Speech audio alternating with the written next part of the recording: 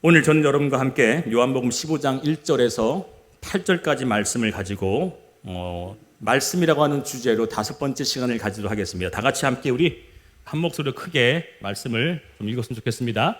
같이 읽습니다. 시작. 나는 참 포도나무요 내 아버지는 농부라. 무릇 내게 붙어 있어 열매를 맺지 아니하는 가지는 아버지께서 그것을 제거해 버리시고 무릇 열매를 맺는 가지는 더 열매를 맺게 하려 하여 그것을 깨끗하게 하시느니라. 나는 포도나무요 너희는 가지라. 그가 내 안에 내가 그 안에 거하면 사람이 열매를 많이 맺나니 나를 떠나서는 너희가 아무것도 할 수 없음이라. 사람이 내 안에 거하지 아니하면 가지처럼 밖에 버려져 마르나니 사람들이 그것을 모아다가 불에 던져 사르느니라. 너희가 내 안에 거하고 내 말이 너희 안에 거하면 무엇이든지 원하는 대로 구하라. 그리하면 이루리라. 너희가 열매를 많이 맺으면 내 아버지께서 영광을 받으실 것이요 너희는 내 제자가 되리라. 아멘. 아멘.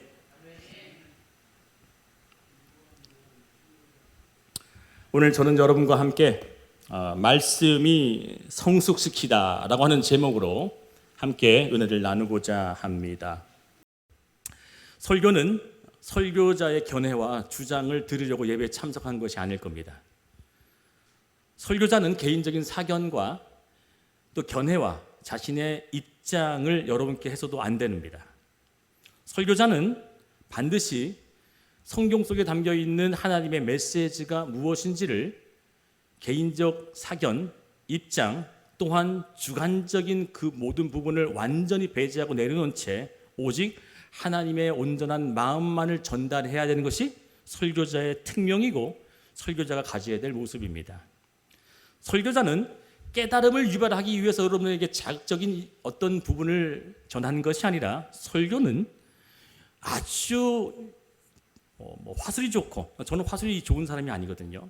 좋은 단어를 쓰고 좋은 문장을 써서 전달하는 그런 기교스러운 언어 유희도 아니에요. 설교는 무엇이냐면 여러분들로 하여금 하나님을 볼 수 있게끔 만들고 하나님을 깨닫게 되어지게 되고 하나님이 누구신지에 대한 맛을 볼 수 있게 만들면 말미암아 그 자들이 곧 다시금 주의 말씀으로 돌아가는 작업을 하게 하는 것이 설교인 줄 믿습니다. 설교는 그런 역할을 해야 된다는 것이죠. 나로 하여금 하나님을 느끼게 만들고 그 느낀 하나님의 마음을 가지고 다시금 하나님을 찾도록 만드는 것이 설교이어야 한다는 것입니다.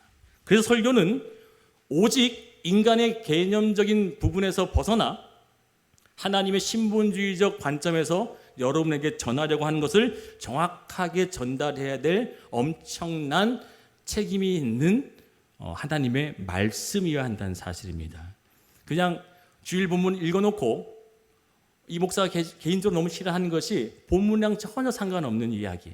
본문을 읽어놨는데 그 본문에 대한 그 단어 하나조차도 건드리지 않고 흘러가는 설교가 너무나 많아서 저는 그런 부분에서 여러분에게 읽었던 그 본문 안에 정말 하나님이 뜻하신 것이 무엇인지를 밝힐 수 있는 그 접점을 여러분께 전해놓고 그 접점이 곧 하나님을 좀 더 알고자 하는 그 마음이 오늘 생겨나기를 축원드리겠습니다.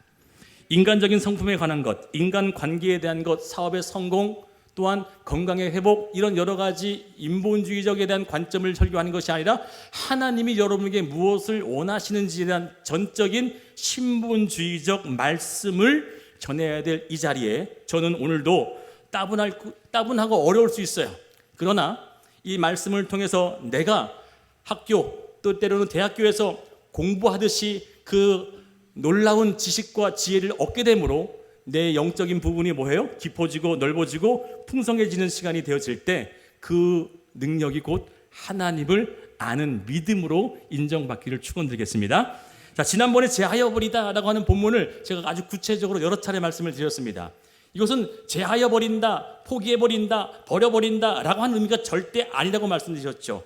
이것은 매우 심하게 오역된 부분이라는 것을 말씀드린 것처럼 다시 추가적으로 이것을 설명하지는 않겠습니다. 그러나 우리가 조금 더 중점을 둬야 될 부분이 뭐냐면 성경은 우리에게 성장, 키가 크고 몸이 불어나는 이 성장에 대한 이야기를 하는 것이 아니라 성경은 계속되어지는 집중되어지는 성숙에 대한 얘기를 하고 있다는 거죠. 성장 아니 성숙을 우리에게 요구하시는 바가 바로 무엇이냐? 오늘 본문을 우리가 다시 한번 뒤쪽 부분에서 이야기해야 될 게 한 가지예요.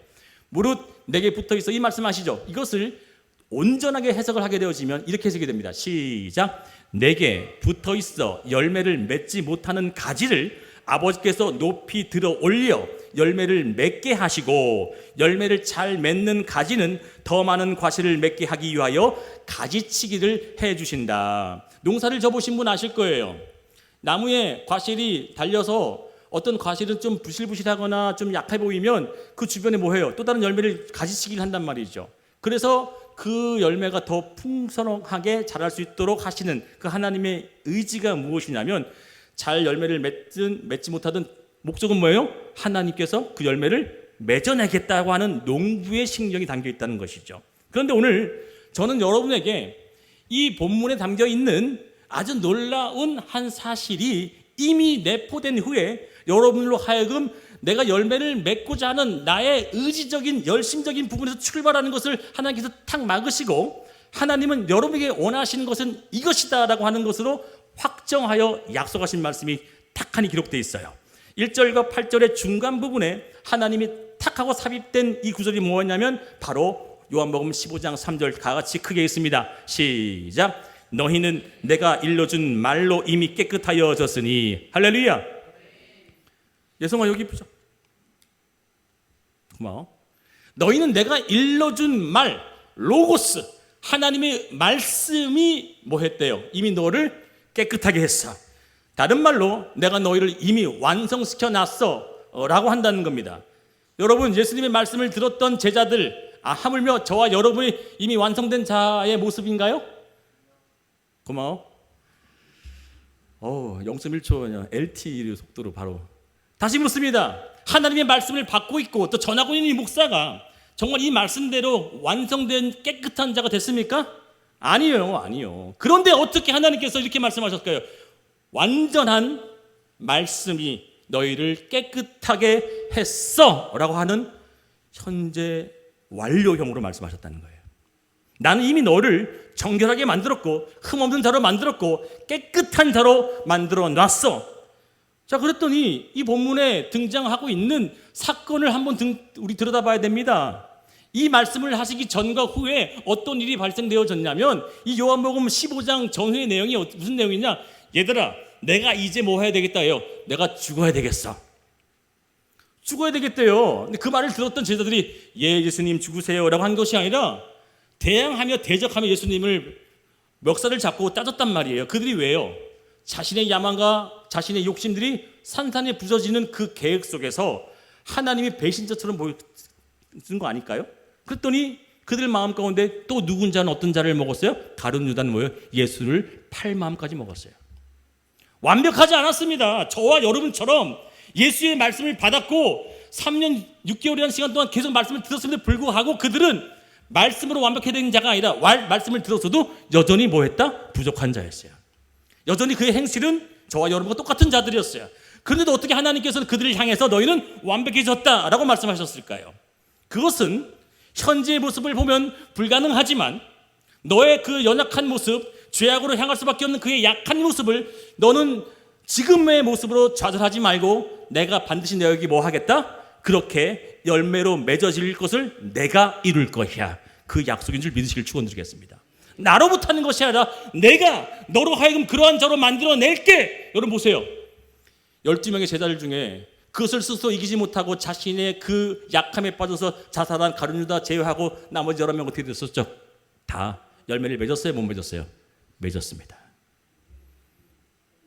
부실해 보였고 연약해 보였고 배신자 또한 자신의 야망 때문에 쫓아갔던 그 모든 자들이 결과적으로는 정말 열매 맺는 모습으로 나타났다는 거예요. 왜요? 하나님의 말씀은 반드시 열매를 맺는 줄 믿습니다. 지금 이 말씀에 대한 얘기를 계속하고 있어요. 우리가 수차례 수없이 수십 년 말씀을 들었지만 이 말씀이 과연 무엇이며 이 말씀이 어떻게 우리에게 역사하는지에 대한 부분을 명확히 하지 않고는 말씀을 들어도 그 말씀 여러분께 아무런 반응을 하지 않아요. 그러나 이 제자들 역시도 저와 여러분같이 똑같이 그 말씀을 숱하게 들었어도 그들 감동되지 않았고 여전히 죄악된 가운데 살았고 여전히 실수투성이었고 여전히 약했던 모습이었지만 하나님의 그 말씀은 그들로 하여금 그 말씀대로 그들을 성장시키고 열매를 맺어 주시더라는 거예요. 오늘 6절 말씀이 그렇다는 얘기입니다. 여러분 반대로 한번 얘기해 볼게요. 내가 만약 깨끗해졌다라고 인정을 받고 너 너무너무 예쁘다, 예성아, 유찬아, 우리 성훈아, 너 너무너무 귀해, 넌 나에게 퍼펙트한 딸이야, 아들이야, 부모가 와서 이렇게 보여주시지만 태어나자마자 완벽해요, 완벽하지 않아요? 똥 싸고 토하고 막 집안에 낙서고 완벽해요, 완벽하지 않아요? 완벽하지 않아요. 그런데 우린 뭐 해줘요? 완벽할 거에 대한 기대를 겁니까 안 겁니까? 우리 부모님께 묻습니다. 이 자녀가 여전히 어릴 때부터 지금까지 속색이고 또 오늘도 속색이고 내일도 속색이지만 그 자녀를 향해서 여러분 어떤 마음을 가지세요? 완벽히 되어질 것을 또 믿어주고 또 믿어주는 게 부모의 마음인 줄 믿습니다. 예수의 말씀이 그런 거예요. 곧 내가 너로 하여금 완벽히 되어지는 그 성숙의 단계까지 되어지는 것으로 내가 너를 뭐 하겠다? 바라보고 그 약속으로 너에게 늘 함께 할 것이야. 아유 맨날 똥만 싸고 맨날 말썽만 피고 집 나가고 가출하고 속색이고 그렇게 못된 짓만 많이 하니 야 나 너 내다 버릴 거야, 나 자녀로 인정 안 해, 이렇게 하는 것이 아니라 여전히 연약하고 미성숙된 자녀가 할지라도 하나님 우리를 향해서 뭐 하신다? 완벽한 존재로 봐주시고 인정해 준다는 사실이에요. 사랑하는 여러분, 이것이 사랑이고 이 사랑은 부족한 자를 완전한 자로 세울 수 있는 엄청난 힘이 된다는 사실입니다. 오늘 열매를 맺기 위한 순서야 이 본문에 보게 되면 나무가 있었고요. 이 나무가 누군가에게 심겨졌다고 얘기를 해요. 아니 심은 자가 없다고 해도 이 나무가 있다고 하는 이 나무를 물을 주고 햇빛을 비추고 그 모든 것들은 아볼로가 하고 바울이 했다고 얘기하지만 본문에 대하면 이렇게 얘기하는 구절이 한 구절 있습니다. 같이 읽습니다. 시작. 나는 심었고 아볼로는 물을 주었으되 오직 하나님께서 자라나게 하셨나니 그런즉 심는 이나 물 주는 이는 아무것도 아니로되 오직 자라게 하시는 이는 하나님뿐이니라. 아멘. 오늘 조건에 대해서 이렇게 얘기합니다. 내가 너희를 자라나게 하는 것, 내가 너를 성숙하게 만드는 것은 오직 나에게 달렸어. 우리는 아파하고 괴로워하며 내가 열심히 기도하고 내 자신을 치고 복종시키면서까지 하나님의 완벽한 대로 살아가려고 애를 쓰지만 또 넘어지고 또 넘어진 내 자신을 보면서 내가 스스로 나를 절망하며 포기할지 몰라도 하나님은 절대 포기하지 않는 사실이에요. 여러분을 향해서 내가 너를 어떻게 붙들고 어떻게 값진 그 피로 샀는지 나는 너를 반드시 뭐한다? 열매로 맺어낼 거야 라고 하는 이 구절을 통해서 열매 맺는 가지는 묶어 올리시더라도 열매를 맺게 만들고 잘 맺고 있는 그 가지는 더 잘 맺도록 뭐 하신다는 거예요? 다듬고 보살피고 계속 관리하시겠다고 하는 하나님의 약속이 내포된 말씀이라는 사실을 믿으시기를 축원드리겠습니다. 이 본문의 핵심 포인트는 그거예요. 반드시 내 자녀요, 내가 열매를 맺겠다고 하는 내 나무에 붙어있는 그 가지는 내가 열매로 맺어지는 하나님의 작정하신 약속이라는 사실입니다. 오늘 설교 제목을 제가 성장이라고 하지 않고 성숙이라고 했습니다.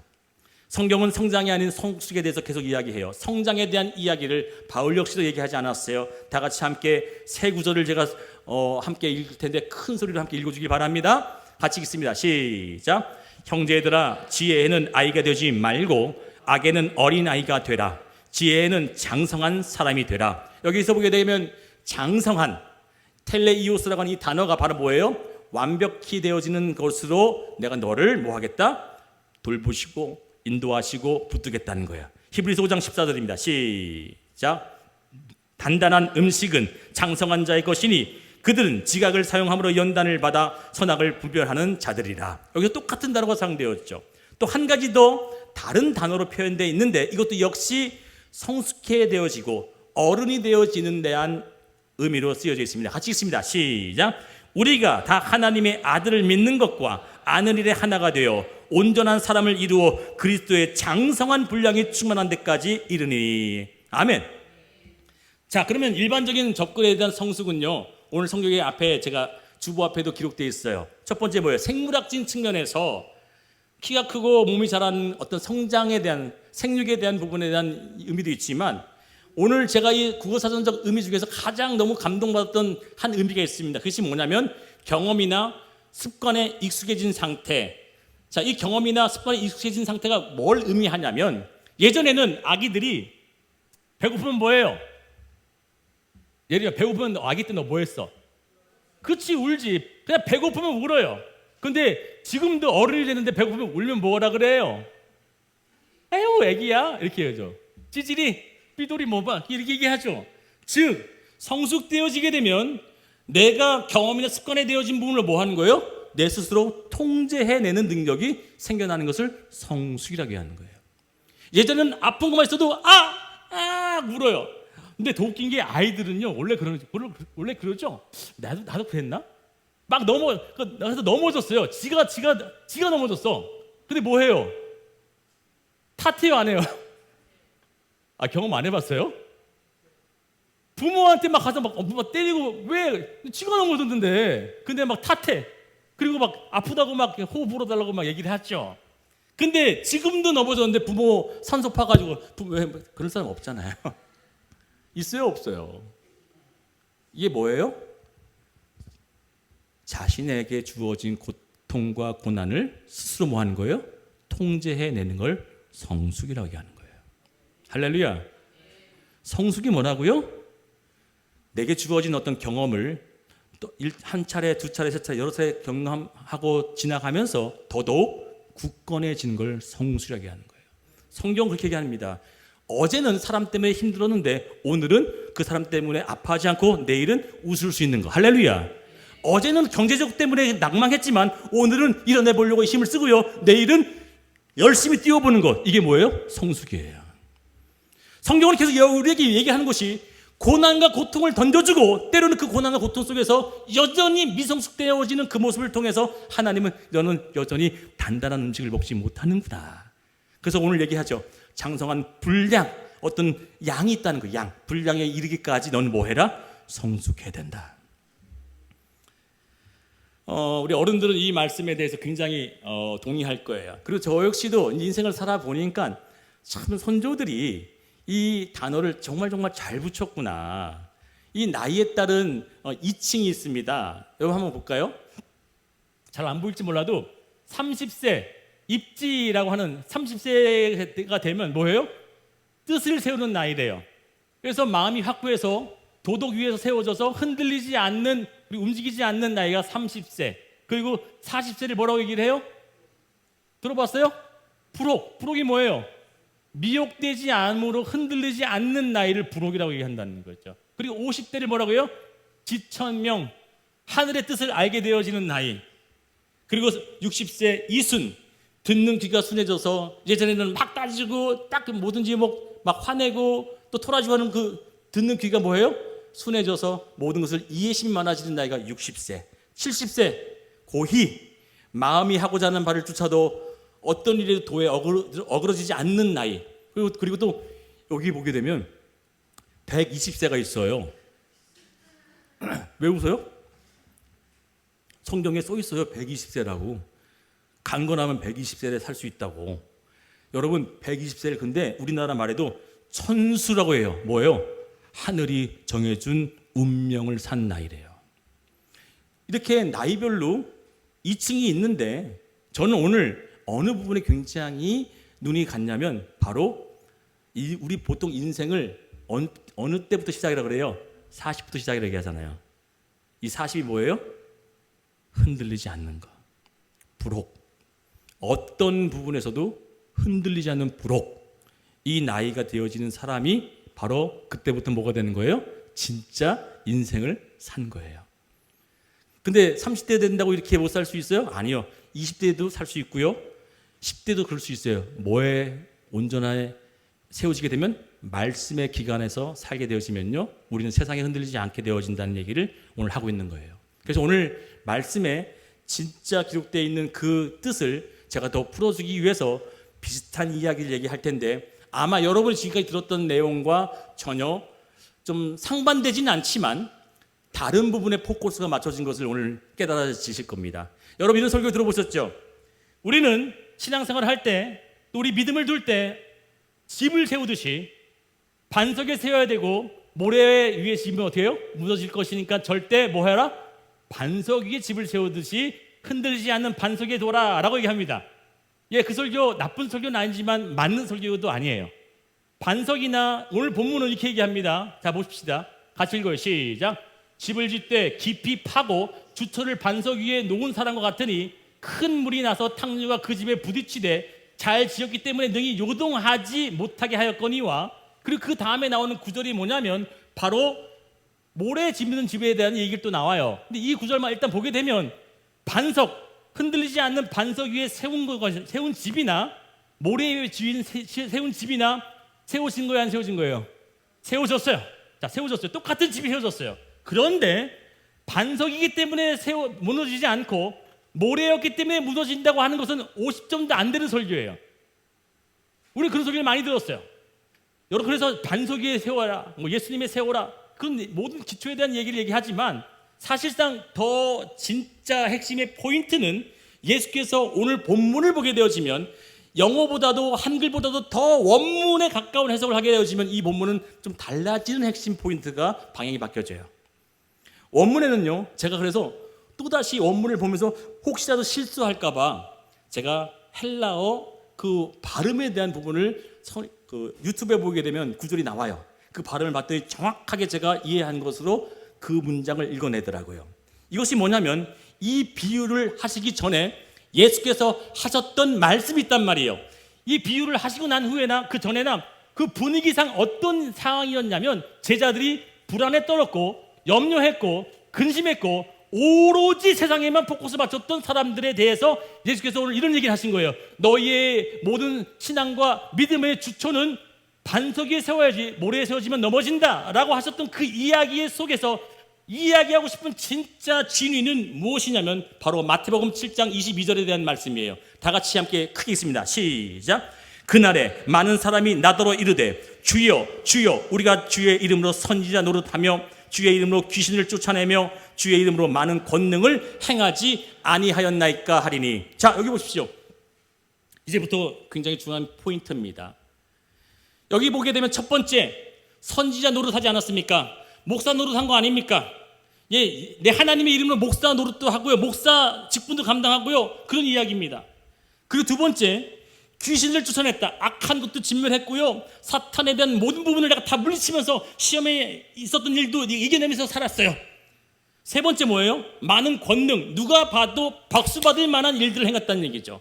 사람들이 봐도 와, 나는 저 정도 할 수 없는데, 저 정도의 물질, 저만큼의 헌신, 저만큼의 시간을 들일 수 없는데 해내네? 그런 일들을 했대요. 어떤 자들이? 주여 주여 하는 자들이. 잘 보십시오. 내가 예수님 주여라고 하는 그런 사람들이 지금 행하고 있는 그 일들이 뭐냐면 다 오늘 본문에 행하지 않았습니까? 라고 하는 포커스가 지금 어디 맞췄어요? 내가 목사 일도 하고요, 귀신도 쫓아내고요, 많은 일들도 했습니다 라고 하는 나의 행함에 대한 이야기를 하고 있어요.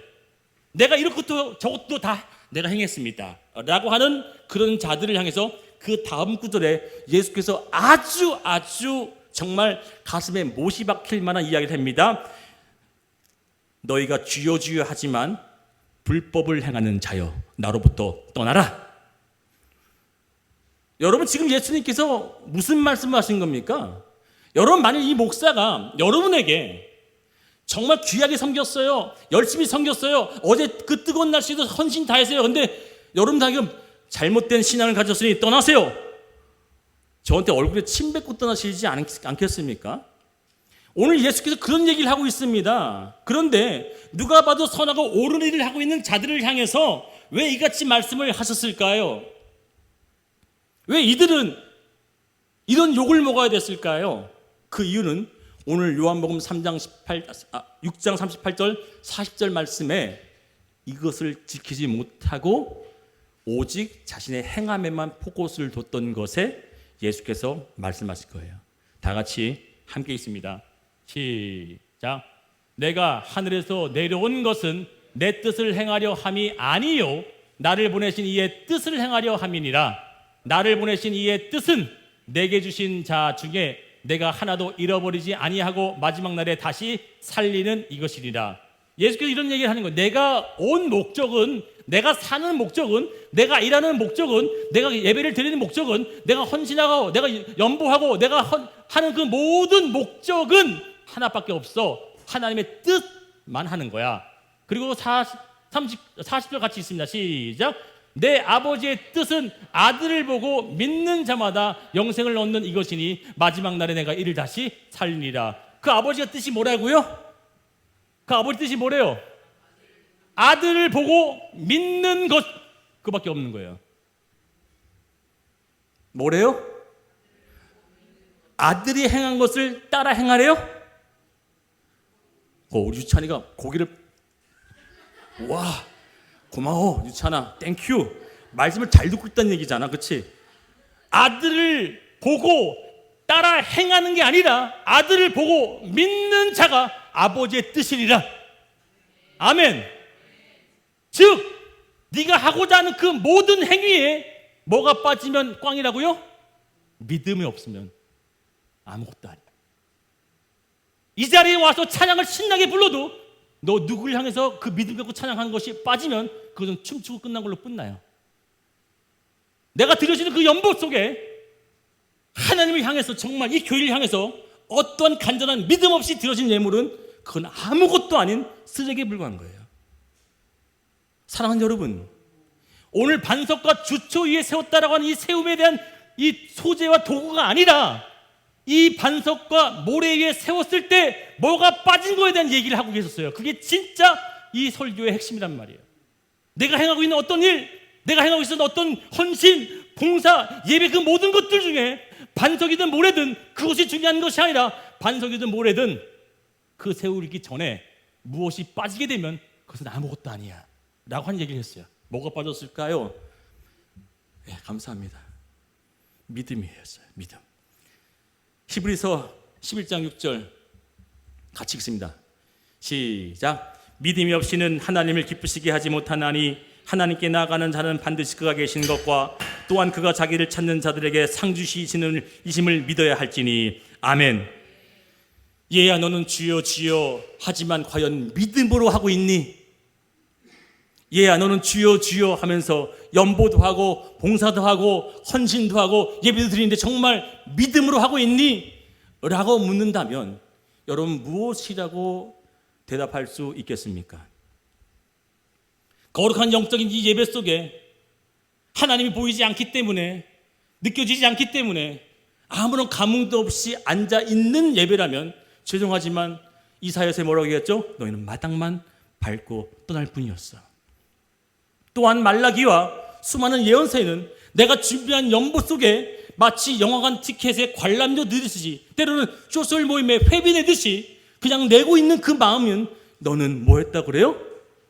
나에게 아무것도 준 게 없구나 라고 얘기한다는 거죠. 성경에서는 우리에게 묘사하고 있는 이 이야기 속에 우리 중심을 보신 하나님이 정말 동전 하나 땡그랑 넣을 때도 그 마음속에 저 중심은 뭐 하는 거야? 다 드리는 마음으로 드렸구나. 그래서 우리 하나님께서는 우리로 하여금 뭘 받으시냐면 액수를 보거나 행위를 보거나 목사 노릇과 귀신 쫓아냄과 많은 이 권능을 한 것이 아니라 뭘 보신다? 내 중심을 내가 널 보고 있다.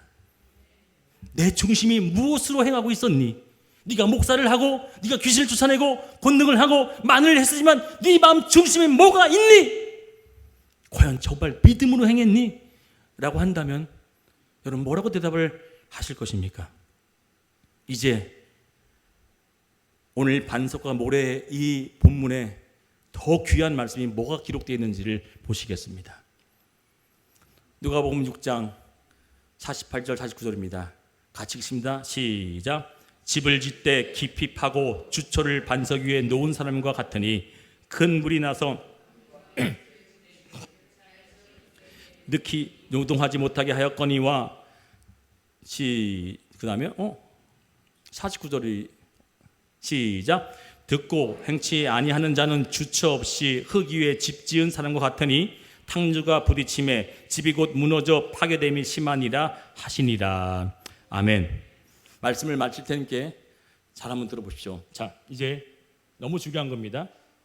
예수께서 반석을 이야기하시고 그리고 모래를 얘기했지만 이 반석과 모래는 그냥 소재였어요. 소재. 네가 반석에 세우든 모래에 세우든 그 세움에 있어서 더 중요한 것이 있어 라고 하는 거예요.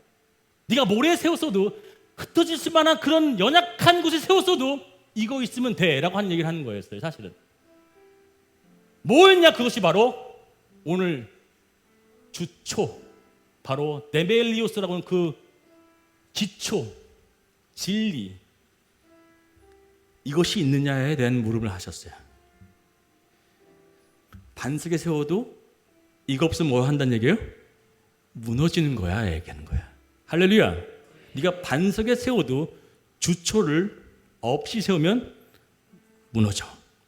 하지만 흔들릴 것 같고 무너질 것 같은 모래 위에 져도 이 주초 있으시면 너는 굳건히 세워질 거야. 바로 그 주초가 무엇이냐면 바로 제가 찾아왔는데 에테켄 테밀리온이랑 코리스 테밀리오라고 되어 있어요. 그러니까 영어는요, 이것을 해석하기 위해서 문법이 진행되어져서 따로따로 떼어져서 분리됐고, 한글어도 여기 보게 되면요, 주초 되어 있고 노은 위에 되어 있잖아요. 근데 이게 원래는 원문에는요, 노은 주초라고 되어 있어요. 순서가 뭐라고요? 노은 주초. 그러면 원문에 봤던 이 노은이라고 한 게 뭐냐면 온, 뭐뭐 위에 있고, 그 다음에 그 다음 49절에 이 여기도 업시가 앞에 나와요. 이 업시가 코리스라는 단어가 앞에 나와요. 원문에. 그래서 코리스 데밀리온이라고 나와요. 자, 코리스 데밀리온과 에트 데밀리온이라고 나오는 이 본문이 뭐냐면 주초, 그 기초, 진리 위에 세운 것과 그 다음에 이 코리스라고 하는 단어가 뭐예요? without, 없음, 없는 거. 영어로 without이 뭐예요? 사라진, 떠난. 너가 행하고 있는 그 모든 것이 믿음 없이 행하는 것과 누구는 뭐예요? 믿음이 있이 행하는 것에 대한 차이가 있다는 얘기를 하신 거예요. 할렐루야. 무슨 얘기인지 아시겠어요? 내가 지금까지 행했던 그 모든 일들을 하나님은 너는 믿음이 있이 행한 것과 믿음 없이 행한 것에 대한 것은 반드시 차이가 있다. 저는 그래서 여러분에게 오늘 이 말씀을 하면서 여러분에게 있어서는 과연 내 믿음 생활이 무엇에 영향을 가장 많이 받는지 오늘 셀 모임 나눌 때 꼭 나누셔야 된다는 거예요. 이 셀 모임 나눌 때 내가 그동안 신앙생활을 30년, 40년, 50년 했는데 내 나이가 이제는 30세, 40세, 50세가 됐는데 과연 내가 내 믿음이라고 하는 것이 어디에 가장 많이 흔들리느냐를 보게 되면 여러분이 어떤 부분에 성숙해져 있고 어떤 부분이 여전히 미성숙한지가 보인다는 거예요. 성숙이 뭐라고요? 흔들리지 않는 거. 요동치하지는 거요. 여러분 오늘 말씀이 여러분을 성숙시킬 텐데 그 말씀을 믿는 여러분 되어지신다면 바로 내게 기초가 어디에 두어졌는지를 분명히 보고 살아가는 여러분 되기를 축원드리겠습니다. 에테켄 다시 한번 읽습니다. 그러니까 온 데밀리온 뭐예요? 기초 위에 온 그러니까 에테켄 데밀리온. 제가 일부러 쓴 이유가 그래서 제가 정확히 들었어요. 에테켄 데밀리온 코리스 데밀리우. 코리스가 뭐라고요? 영어로 without. 기초 없이 믿음 없이 내가 근간 없이 행하고 있는 그 모든 것들 그것은 반석에 있든 모래에 있든 뭐예요? 무너져. 하지만 반석에 있든 모래에 있든 그것이 에테케온이면 뭐야? 너는 굳건히 세워질 것이야. 오늘 그것을 여러분에게 요구하시는 분을 믿으시길 축원드리겠습니다. 기도할게요. 이 말씀을 하는 이유는 하나겠죠, 여러분. 바로 여러분을 코리스 데밀리오에서 에테켄으로 만드실 거예요. 믿음을 세우실 거예요. 여러분이 믿음을 세우는 것이 아니라 하나님이 여러분 믿음을 세우실 겁니다. 오늘 그 말씀을 들으신 여러분들이 하나님, 내가 그 말씀으로 주초두고 사는 자가 되기 원합니다. 분리돼서 떠나간 자가 아니라 하나님을 온전히 믿고 따라갈 수 있는 그런 인생 되게 도와달라고 우리 다 같이 주의 성 한번 부르며 통성으로 기도하고 나길 원합니다. 주여!